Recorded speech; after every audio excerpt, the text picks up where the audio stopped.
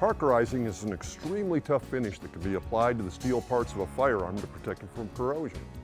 When a gun's been parkerized, it has a thin, porous layer of phosphate coating that soaks up oil to protect the parts from wear and from rust. The basic process has been around since the 19th century, but really became widespread in the 20th century when it was adopted as a finish for military weapons by the US and many other countries. The great thing about parkerizing, in addition to being a very practical finish, is that not a whole lot of expensive equipment is required to do the job. For starters, you need a heat source like a stove or even a grill, a good thermometer to monitor the temperature, a non-reactive vessel of some sort to hold the solution, and of course, the parkerizing concentrate. You also need some atomized steel, a paper coffee filter, and a few odds and ends like wire to suspend the parts in the solution. The other thing you need is some method of prepping the gun. A professional setup would include a sandblaster to make the job quick and easy, but you can get very nice results by roughing up the metal with coarse sandpaper. Some of those coarse brown or green abrasive pads from the hardware store will work too. You just want to be sure the metal isn't too smooth or shiny, because that doesn't allow a good thick coating to form. So with that in mind, let's take a look at the steps involved with parkerizing a gun from beginning to end. The first thing we have to do is strip the gun down completely.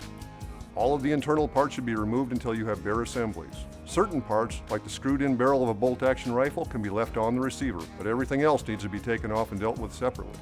If you need help tearing down your gun, check out our maintenance series where we show you how to assemble and disassemble many popular firearms. Next, we have to separate the parts we want to park from those we do not. Anything made of stainless steel, brass, or aluminum should be set aside, as parkerizing only works on regular steel. Also, due to the etching action of the solution, you do not want to immerse parts that need to stay smooth, like that sear you spent so much time stoning to get a lighter trigger pull.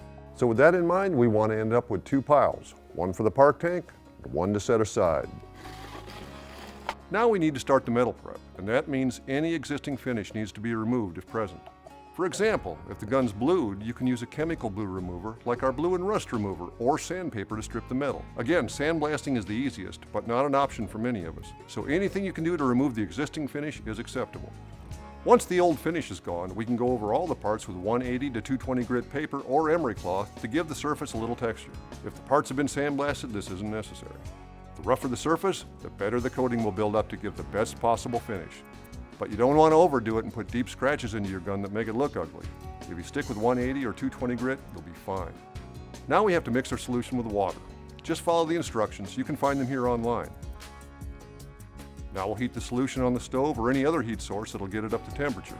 We're using the manganese phosphate solution here, and it works at about 195 degrees. So if your heat source can boil a gallon or two of water, you can do parkerizing. Once you get the solution hot, you want to suspend a coffee filter containing atomized steel in it to season the solution and activate it. This takes about an hour, but you only need to do it once. If you skip this step, you won't see much of a finish buildup on your parts. When the hour is up, the solution is ready to go, so you can remove the coffee filter and discard it. Before dunking the parts, they should be thoroughly cleaned by dipping in a heated bath with detergent or hosed down with an aerosol cleaner like TCE. They need to be cleaned to get a good finish. Also, from this point on, your parts should be suspended from wire so you don't contaminate them during the cleaning or parkerizing stages. Now that we have the clean parts and the solution is up to temperature, it's time to put them in the tank. Carefully lower the parts into the solution and wrap the wires around a rod or anything that bridges the tank sides to suspend each part where it will not touch the bottom or the sides. You'll notice the parts begin to emit tiny bubbles as the reaction starts. Leave them in at least 5 minutes, but no more than 15 minutes. When the gassing stops, the part is done and should be removed and rinsed, either in a rinse tank or by dunking it in a pail of clean water or spraying it with water thoroughly to remove all traces of the park solution.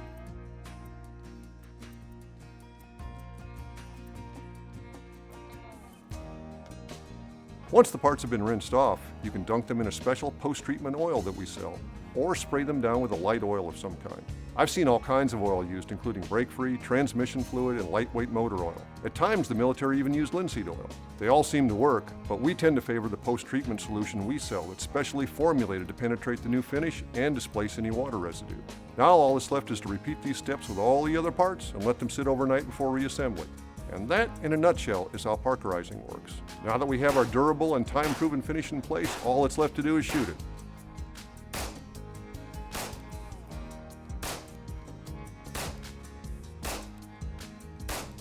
If you have any questions about this process or metal finishes in general, feel free to give us a call on the tech line. We'll be glad to help you out. And remember, these refinishing products, like everything else we sell at Brownells, are backed by our 100% unconditional forever satisfaction guarantee. Thanks for watching. See you next time.